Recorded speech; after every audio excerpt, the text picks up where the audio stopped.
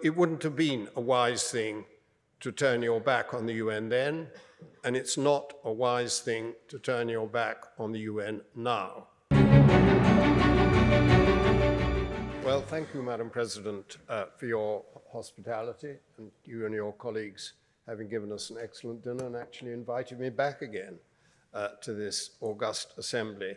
And I think we're at the point in the debate when pretty well everything has been said, but not everyone has said it. So I've been left with the unfortunate task of having to try not to repeat too many of the things that have been said before, but to urge you to reject the motion that is on the order paper.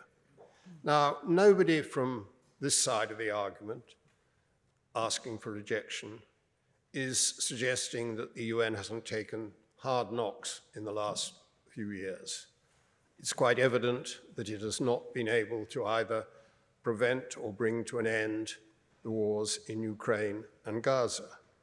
It's quite evident that we are still falling short on what we need to do to combat climate change. It's quite evident that we are not going to hit the Sustainable Development Goals by 2030 at the rate we're going at the moment. So none of us are suggesting or defending that. But if you ask yourself, has the UN ever been going through a bad patch before, a patch as bad as this one? The answer is yes, it has. The suggestion that it has never been like this before is wrong. In the early 1980s, Russia, the Soviet Union, invaded Afghanistan.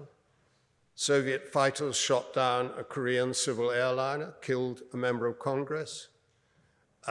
There was a galloping nuclear arms race going on, and the leaders of the two superpowers, the Soviet Union and the United States, weren't talking to each other at all. So yes, we've been through these sort of periods before.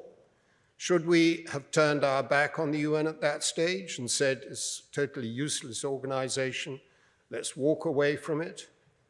Well, that would have been a pretty stupid thing to have done, because within 10 years, the Cold War had finished. Within 10 years, the UN had given authority for the reversal of an aggression by Iraq against Kuwait, which was reversed more cheaply in human lives and damage than any other war of the 20th century. The UN had conducted a large number of peacekeeping operations in Cambodia, in Namibia, in El Salvador, in Mozambique, and with great success. So it wouldn't have been a wise thing to turn your back on the UN then, and it's not a wise thing to turn your back on the UN now. That is how I would argue anyway. Should we be looking for something completely different? Some of the speakers on the other side of the proposing the motion seem to want a UN that is totally different from the one we have now. Well, I'm afraid to say it's not on offer.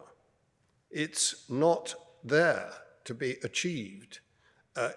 If you really believe that you could replace the UN Charter, I suggest you read it. It's quite short. It's full of the right thoughts and sentiments and sense of direction.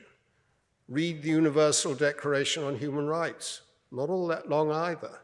The first yardstick, global yardstick for human rights ever in the history of the world. And it provides a yardstick for the future. It may not be being achieved, it isn't being achieved, but it's there. And if we walk away from it, we will rue the day. Now, I'm not suggesting that there should be no reform. Of course there should be reform.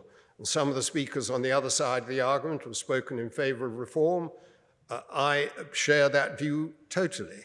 I don't myself think that it would be very sensible to try to do a kind of big bang, pull the plant up by the roots and try and completely remake it. You only have to look around you now at the state of the world and you will see you would not get a better construct than we have now. You'd get a worse one. So I wouldn't suggest that. But that is not an argument of complacency. It's an argument for saying, let's safeguard what we've got, the rules-based international order, heavily eroded though it may be, we need to sustain it. Then let us move ahead incrementally and sectorally on a whole range of issues. World health, for example, there's going to be another pandemic. Let's kid ourselves. Are we going to be better informed about it when it breaks out? Are we going to be better placed to cope with it with vaccines and to ensure that the vaccines get to the poorer countries and not just to the rich ones?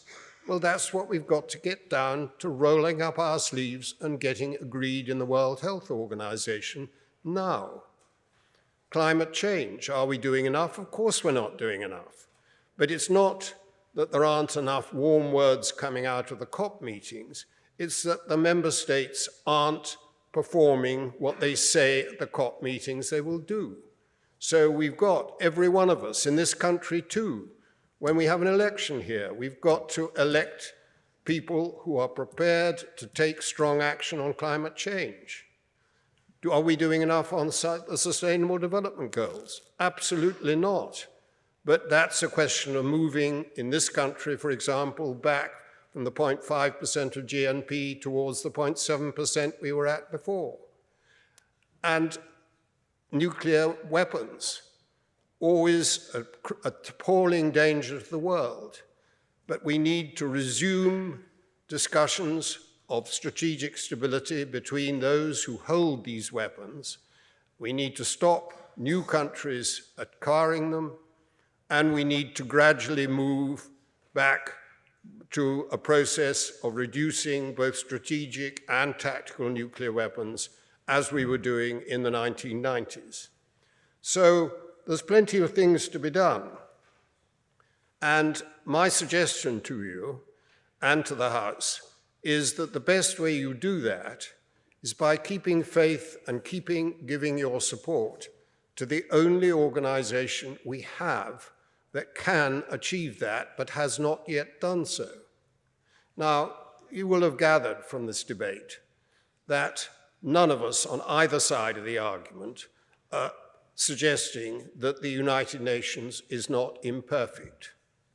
To be quite clear, it will never be other than imperfect. So let's kid ourselves. But it could be doing a lot better than it is now, and that is why those of us on this side of the House are arguing that you should vote to continue your support for the United Nations, even in despite of some of the very valid arguments that have been introduced by those on the other side about the failings of the United Nations over the years. So I hope you will do that.